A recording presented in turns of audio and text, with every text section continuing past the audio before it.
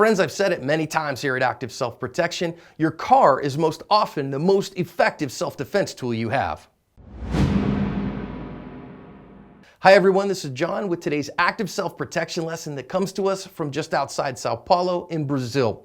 Here we're going to see a carjacking attempt that goes really badly for the carjacker. Let's watch and see what happens, then we'll come back and learn some lessons.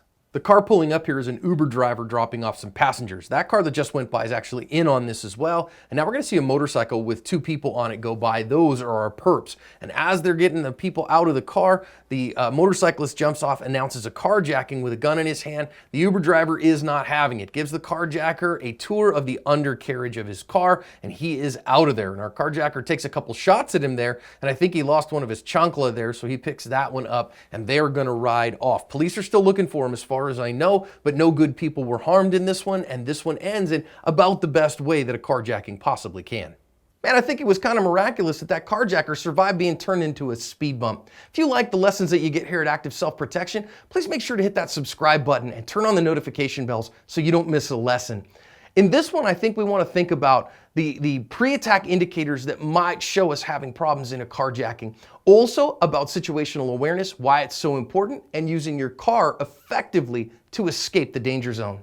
So as this guy's pulling up, notice first of all, it's about 11:15 at night. When it starts getting late, things start getting bad, and awareness is always your best friend. The first thing that I say, I don't think you'd have seen them going by the one time, but you notice that the motorcyclist pulls up here and you can just see the lights from their motorcycle on the left bottom of the screen.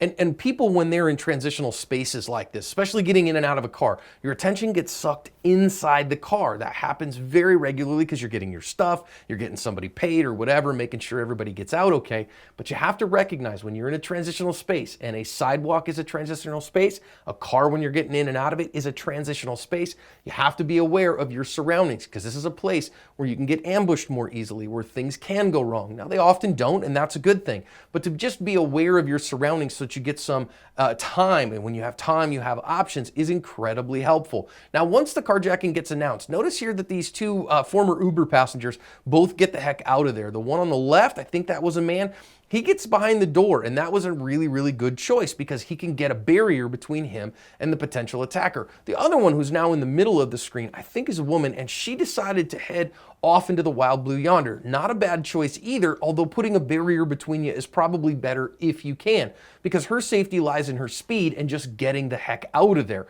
So thankfully she was able to do that. Now notice that the driver puts the car in drive and he rocks and rolls. And some people might wonder and go, gosh, is this okay? Well, friends, this guy has a gun, has threatened everybody there with that gun and announced a carjacking. So this isn't about the car, this is about their lives. And clearly he has the right to defend himself with deadly force when he is faced with a deadly threat. That's moral and legal everywhere that you go, at least in the United States, should be legal everywhere. It's certainly moral. Now, if you can use deadly force, if he could have used a firearm to defend himself against that guy, he could use his car just as easily. The actual method or the mode of defense does not matter nearly as much as the justification for that defense. And using his car was really wise because it's getting him out of the danger zone rather than standing and fighting. Escaping the danger zone is very wise. Notice, though, that our bad guy here is incredibly resilient. The human body is incredibly resilient. It's another point out of this, that you might run him over, but that may not take him down. He's going after his firearm here.